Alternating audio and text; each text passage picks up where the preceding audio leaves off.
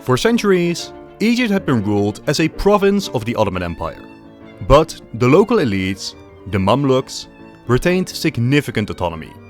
That would change with the Napoleonic invasion of Egypt, wherein Napoleon would fail to secure French control, but did upset the balance of power in the province, allowing the Ottomans to try and impose direct control and weaken the Mamluk elites. Yet, within this battle for power, a local Albanian mercenary group was not properly paid. These disgruntled Albanians, eventually led by Muhammad Ali, got involved in the power struggle and sought to gain favor with the Egyptian population, who were tired of conflict. And Ali's popularity would eventually cause the Ottomans to yield to his pressure, making him the official governor of Egypt. Now, this former mercenary commander had immense ambitions, way beyond what would be normal for a provincial governor. He realized the Ottoman Empire was on the decline, and he wanted to position himself into the optimal position to take advantage of this decline, most notably by cementing the power of himself and his family. Of course, he had to start within Egypt, and so he invited the old Mamluks elites to a gathering, only to then massacre them all, greatly cementing his personal power over Egypt, easing his future reforms and goals. He then started looking outwards. At the start of his reign, Egypt was roughly equivalent to what it is today. Swiftly though, he undertook a campaign down into Sudan, taking over the Ottoman positions there. Elsewhere, the Ottomans had lost control of Hejaz and requested aid from Egypt to defeat it, in the process extending Egyptian control there as well. Similarly, a revolt rocked Greece for nearly a decade, with the Turks failing to contain it. Thus, Crete was offered to Ali in exchange for help in putting this revolt down as well. Yet, the campaign on land became a disaster, and more importantly, the great powers of Europe got involved. Up to this point, France and Austria had supported the Ottomans against Greece, out of fear of Russia gaining more influence. But with the Turkish failure to contain the revolt, their strategy shifted. Now, the great powers intervened directly, and with great force, sinking the entire Egyptian fleet, dooming the campaign at great cost to Ali. This would spark a dispute that would lead to one of the most important conflicts of the era, the Egyptian-Ottoman Wars. Ali would demand compensation for lost fleets, in the form of the wealthy province of Syria. Once refused, he began mustering his forces to invade his own overlord, a decision that would come to define not just Middle Eastern, but European geopolitics at large. As since this conflict threatened to destabilize the entire region, the European great powers had no choice but to define their stances towards each other and the future of the Ottoman Empire. In the Ottomans, we find a former superpower in obvious decay. They had attempted, and were attempting, several modernization efforts, but often found themselves blocked by reactionary elites, forcing the nation to be stuck in inaction and decline. As we have seen in the Hejaz and Greece, they were starting to weaken from revolts, and the great powers had to decide what future they imagined for the empire. Initially, as Egypt marched up to the Levant, the great powers were content in letting the situation develop. But the Ottomans were so decisively defeated that all of Anatolia lay open to Egyptian soldiers. Panicked, the Ottomans signed a treaty with the Russians, a seemingly unholy alliance between arch-rivals, with the treaty giving Russia the right to request the Sultan to cut off foreign warships from the Black Sea. In return, Russian forces would block further Egyptian advances. All of this caused the West to start paying serious attention, and they intervened to broker a deal between the warring factions. Egypt would get to expand all the way up to Syria, but would, at least officially, remain an Ottoman subject. On paper, this was a decent compromise to satisfy the most important powers, with the exception of the Ottomans. The Middle East was stable enough, Ali had his empire, Russia had leverage over a weakened Turks. Yet, this treaty would come crashing down as neither the Ottomans nor Egypt wanted to accept this status quo. For the Ottomans, it was obviously very humiliating, and they sought to crush what they viewed as an upstart rebellion. For Muhammad Ali, he was still not officially independent. He still ruled as a mere Ottoman governor, and hereditary rule over these territories for his family was not secure. At any point, the Ottomans could attempt to restore their control. The Ottomans gave a final offer to preserve the peace, requesting the Levant back, and in exchange, Ali's hereditary position over Egypt and Arabia would be confirmed. He refused, and soon the two sides were in open conflict. The overconfident Turks found their armies again wiped, and Ali, not even by choice, would send the great powers into a panic.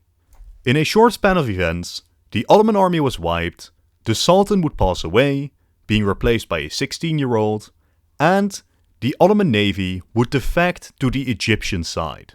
This chaos caused Egypt to be seen as a destabilizing force in the Middle East, as once more, there were fears of complete Ottoman collapse.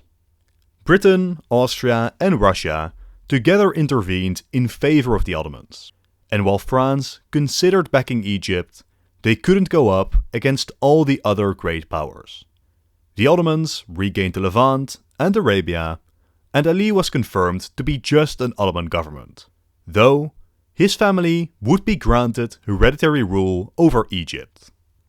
Ali had reached for the skies, but was now almost back to where he began. I'm sorry for the quick intermission, but by far most of you aren't subscribed. To keep up to date with all the latest releases, consider doing so. Thank you. So, despite the outcome, it seems that Ali was pretty close to achieving his goals. But one thing I have not mentioned yet is why Egypt was so successful. What made Muhammad Ali so exceptional during the era? It has a lot to do with modernization. In this new world, it had become clear that those who control the factories, those who have the more modern armies, have a significant advantage in the military and economic struggle for global power. In this respect, the Ottomans and Egypt were both behind Europe, but where the Ottomans failed to modernize, Ali took a radically different and successful route. Centralization in Egypt grew to immense levels. Basically, all of Egypt's production was monopolized by the state. Producers were forced to sell to the government, who would then distribute and export the goods, keeping most of the profits for themselves. A harsh taxation system was imposed on the elites, driving them to bankruptcy, forcing them to sell yet more land to the states. As for the peasants, a state-controlled forced labor program began, allowing Ali to use them for whatever purpose he saw fit. Of course, these efforts were unpopular, but in the short term caused Egypt to become a remarkably powerful state. Now with this newfound power, Ali focused on building a modern army. For this, he needed a domestic industry, primarily sponsoring gun production, ammunition, and shipbuilding within Egypt. In cooperation with European companies, railroads and dams were also constructed, and irrigation projects further improved agriculture. These reforms were what allowed Egypt to so decisively defeat their overlords. Simultaneously, these modernizations also made Ali attractive to the Western powers. They primarily sought stability in the region, and a powerful Egypt tied to the Ottomans was an appealing suggestion. Yet, Ali's insistence on full independence was the biggest threat to this stability. Such a move could risk leaving the Ottomans too weak, either driving them into the arms of the Russians or risk a partition of the state. None of this was appealing to the West, and so, to be successful, Ali needed to keep the great powers on his side. So one way to help secure Ali's position is to weaken his drive for full independence. For the most part, this was a vanity project. It did not matter all too much for Ali's personal power. He already controlled Egypt with minimal Ottoman oversight, and as long as Egypt remained more powerful, there was little the Turks could do to change this. The much more important point was gaining hereditary control over his territories, so as to ensure his work wouldn't be destroyed after his death.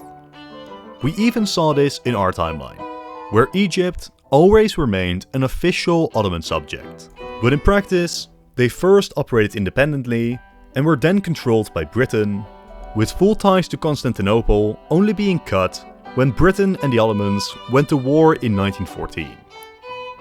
If Ali could satisfy himself hiding his empire underneath the Ottoman umbrella, he will likely get a lot more favor with the great powers, who hope that his armies can prop up the Ottomans.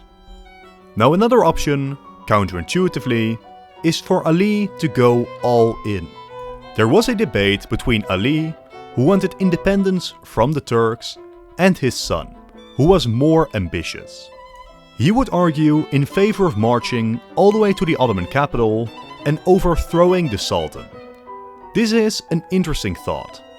On paper, you may think this could provoke the great powers more, but on the other hand, it may lead to the Western powers supporting Ali, who may hope that he could reform and revitalize the Ottoman Empire, returning it to being a realm capable of standing up to Russia and preventing their decay in the Balkans. This entire period would then, in the West, merely be seen as an Ottoman civil war. Now, while examining this option, the advantage seems clear. Ali's empire is significantly bigger, and he would have his full sovereignty and hereditary rule. If managed well, this may very well be better for Ali. But opposed to it are a lot of disadvantages. He would also inherit the structural problems of the Ottoman Empire. Where he had already defeated the Egyptian elites, he would need to start again across the entire empire. The same goes for his immense economic reforms and industrializations. It is possible he manages these across the empire, but it would be another very difficult struggle, especially as both Ali and his heir would become sickly during the 1840s. There would also be new possible resentments.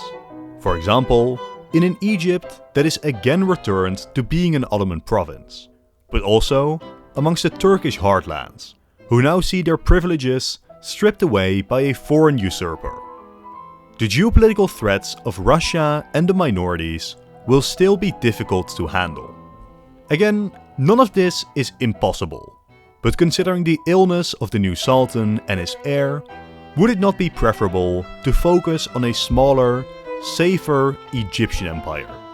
As for myself, I would prefer to make a separate video on a reformed Ottoman Empire at a later date.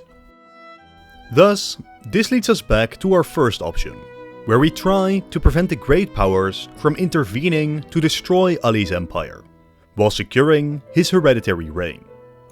An idea I often see is Egypt aligning with Russia, and perhaps Austria, to weaken the Ottomans, and perhaps even to carve it up between them. While interesting, there is a reason this didn't happen historically. Tsar Nicholas was a careful man, committed to the post-Napoleonic world order, working through the Holy Alliance to maintain the balance of power and the old order of aristocracy and monarchy. Absolutely, he was interested in Ottoman territory, eventually leading him into the Crimean War. But aligning with Egypt 2 decades earlier was too much of a risk for him. Why? In both cases, France and Britain were not enthusiastic about Russian expansion in the region, and neither was Austria, which preferred the Ottomans to keep the Balkan. But the two major differences were the scale of Ottoman collapse, which in Egypt's case was far, far greater, and the leverage which Russia thought they had. They had saved Austria in 1848 from a Hungarian revolt, and they had assumed that Austria would at least diplomatically back them as a thanks. They didn't. During the Egyptian crisis, the risk of conflict with the other great powers was simply not worth it, especially with how much influence the Russians got by blackmailing the Ottomans from their weakened position. In terms of improving Egypt's odds, gaining Russian support, if anything, may worsen their position by alienating the West completely. Instead, Ali's focus must be on the Western powers of France and Britain. Both powers are dangerous, as beyond caring about Ottoman stability, they had their own ambitions for economic and imperial control over the region. Arguably, the true downfall of Ali's Egypt as a great power wasn't the lost territories. It was a free trade agreement the Ottoman Sultan had signed with Britain, which applied to Egypt too as an official province. That treaty completely destroyed the Egyptian economy. The monopoly system Ali had implemented had to be torn down, while cheap British industrial goods outcompeted local Egyptian industry. No other nation up to this point had had such a profound de-industrialization experience as Egypt, which returned to a near fully agricultural economy. As you might know, Egypt, thereafter, would continue to struggle financially, until eventually, debt made them fall under British influence fully. Even if we let Egypt be successful territorially, France and Britain will remain vultures, set to extract whatever they can from the nation. Perhaps the best route for Ali is to fully renounce his independence wish and accept Ottoman sovereignty. In fact, that was pretty much exactly what was offered by the Ottoman Sultan. In return for Syria and Crete, and remaining an official Ottoman subject, Ali would be granted his hereditary rule over the rest of his territories. This might look bad on a map, but diplomatically it would have been a masterstroke in terms of appeasing the West. Another option we have is to change the final conflict. The Ottomans had started the Second War, and the defeat of the Turkish army may not have been enough to draw the great powers in. Only after the Sultan also died and the Ottoman navy had defected did they intervene, as otherwise the Ottomans seemed unsavable. Even still, the Turks by this point were okay with conceding to Egypt, but the great powers talked them out of it. Both offers made by the Ottomans make it clear that were circumstances different, some agreement might be found which was acceptable to both sides.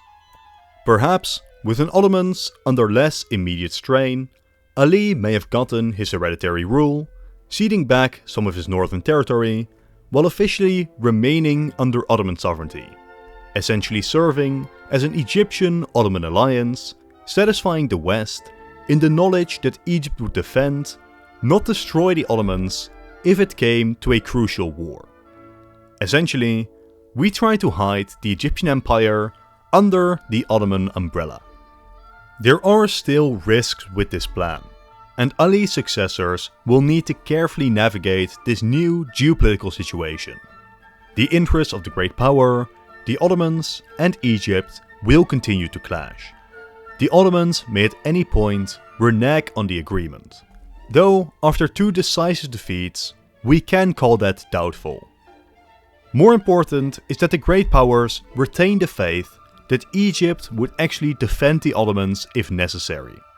We also need to be careful of an Ottoman civil war, as Turkish officials detest the growing power of the Egyptian governor, while Ottoman succession could likewise prove chaotic. Ideally, Egypt manages, as a later point, to find an opening to officially break from the Ottomans. But to this end, they may have to wait decades, perhaps all the way up to 1870. By this point, in our timeline, British attitudes towards the Turks began to shift. The Balkan peoples were calling for independence, and the Ottomans responded with harsh crackdowns. While the conservatives maintained the importance of propping up the Ottomans against Russia, the liberals and British public increasingly soured on this concept. While the decline of the empire was becoming so obvious, even its position as a counter to Russia was losing its geopolitical value. This would come to a head in the War of 1878, with Russia intervening on the side of the Balkan peoples against the Turks. Britain, under a conservative government, remained neutral, but did threaten intervention to prevent Russia's vision of a large Bulgarian state, ensuring that the gains made by the Balkan peoples were largely reduced. The liberals were enraged by this development, further increasing anti-Ottoman sentiments, and in 1880, the liberals won the British election. Arguably, if something like this would still happen, this would be one of the best moments for the Egyptians to fully break with the Turks. Of course, this is a highly speculative hypothetical. There are about 40 years between these two conflicts, and history may have very well changed to such an extent that the War of 1878 does not happen in the same way. But it serves as an illustration of the developments within the West, which may, in the long term, open up opportunities for further autonomy for Egypt, even if it doesn't follow this exact course of events.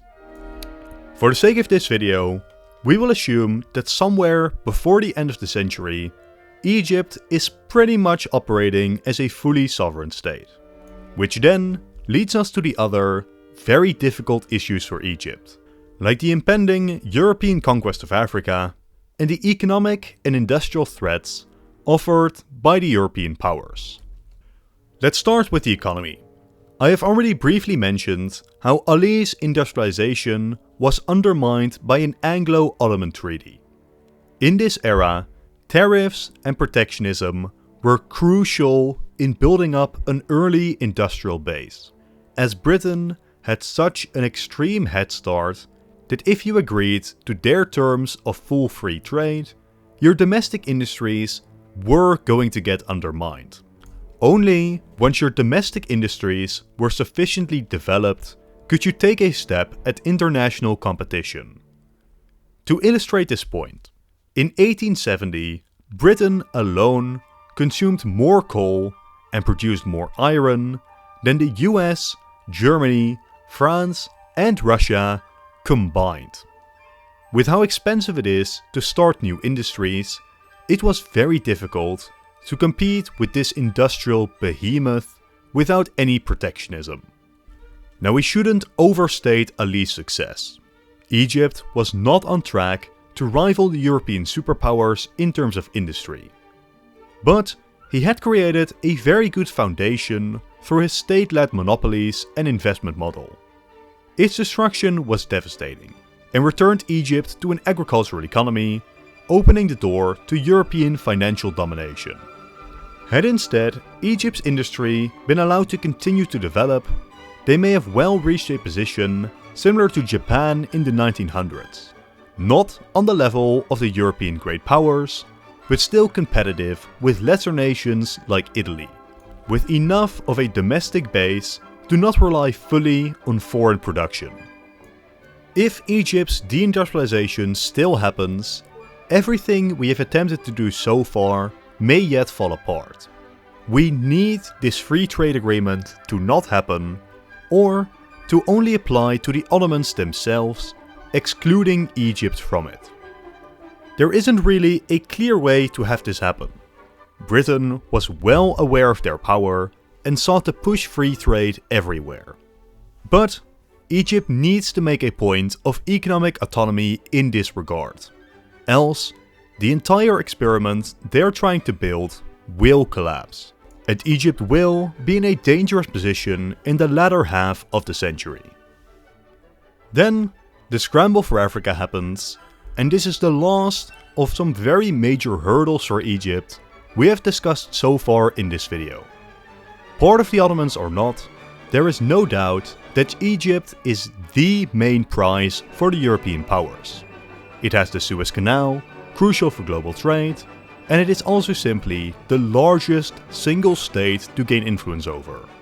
Their resources, their land, and especially their geographic position are all fantastic. Even after all the changes we have made up to this point, European imperialism will still present an existential threat to Egypt. Except, Europeans is a bit of a misnomer here. In reality, there is exactly one threat to Egyptian independence: Britain. None of the other colonial powers have the diplomatic, economic, or military leverage to turn Egypt, especially a powerful Egypt, into their protectorate. Italy is simply too weak, Germany lacks the navy, colonial influence, or even interest in such a high-stakes target, and France is the only nation with the colonial leverage to try, but there is no way the other great powers, especially Britain, will allow that to happen. Now luckily, we have already done a lot to make a British takeover far more difficult. Egypt is more powerful and economically stable, removing the excuses for British rule of our timeline. Beyond that, it is important to note that British control over Egypt was extremely controversial. So much so that it was used by the other colonial powers to leverage British approval for their own colonial ventures, as the threat of the European great powers not recognizing British Egypt was great. We even saw temporarily Franco-German cooperation against Britain in the colonial race for Africa. So, with an Egypt that is even larger, even more important, and even stronger, this may already make Egypt too controversial of a target for Britain to succeed in gaining it. Egypt and France already had close relations in our timeline, which, for both sides, would still make sense in this timeline, as they offer the French a lucrative position in the region, while offering the Egyptians a very powerful European guarantor. The butterfly effects then start to cascade throughout the rest of the scramble for Africa. The growth of Egyptian power into the south had begun with Muhammad Ali, but it actually peaked under his grandson, Ismail. He had the same spirit as Ali, investing significantly into industrialization, railways, and the expansion of Egyptian power, attempting to push for Egyptian control over the entire length of the Nile, and actually coming impressively close, at their peak dominating about 15% of all of Africa. But then decline set in. As their power waned, Europeans moved in on their coastal territories, and the country was turned into a British protectorate, who then stripped Sudan away as well. Very possibly, Egypt in this timeline may grow even more, truly cementing their position as the Japan of Africa, while giving the French immense influence over all of North Africa. Of course, these borders are not a hard prediction. What exactly the Egyptians end up with is flexible, but in the circumstances we have crafted, it is hardly implausible to suggest Egypt may do well during the scramble for Africa. This will have a huge domino effect on the rest of Africa. Britain is the most powerful colonizer, and without the crown jewel of Egypt-Sudan, they come off rather weak from the scramble for Africa, with France easily being the largest victor. But if Britain doesn't get Egypt, and the other great powers can't leverage their blackmail over Britain, that certainly means that Britain will try a lot harder to acquire other territories instead. Just some possible goals include Madagascar, at least parts of Tanzania, Namibia, parts of Portuguese Angola and Mozambique, influence over Morocco, parts of the Eastern Congo, the Horn of Africa, and greater influence in West Africa. Now of course, Britain will absolutely not gain all of these goals, but at least in some form or another, they will be compensated for not gaining Egypt, with most likely France paying for the independence of their Egyptian ally with less influence across Africa. By this point, We are approaching the turn of the century, and the concrete predictions are starting to dry up. For all intents and purposes, we will end the scenario here. But of course, there are still plenty of questions which are simply too difficult to answer. How do the Russo-Ottoman Wars go? Does Egypt get involved? Does the Ottoman Empire get fully destroyed? In terms of broader geopolitics, it is likely that France stands at the center of a Franco-Egyptian-Russian alliance, which stands opposite to the Austro-Hungarian-German alliance. How does this geopolitical situation develop further? Does Britain still side with France, or do the additional tensions in Africa cause them to take a more neutral foreign policy approach in Europe? These types of questions depend entirely on decades of foreign policy and geopolitics, which we cannot pretend to be able to predict concretely, but which will influence the way in which Egypt's success impacts the rest of the world. At the very least, we can be sure that the addition of this African great power will completely change the future of the world. For now though, this is the end of the video. Thank you all for watching, and consider leaving a like and a comment as well as subscribing. If you've enjoyed the video, click the video on top to watch another in this series. If you've already seen it, I'm sure this other video is great too. Once again, thank you all for watching, and goodbye.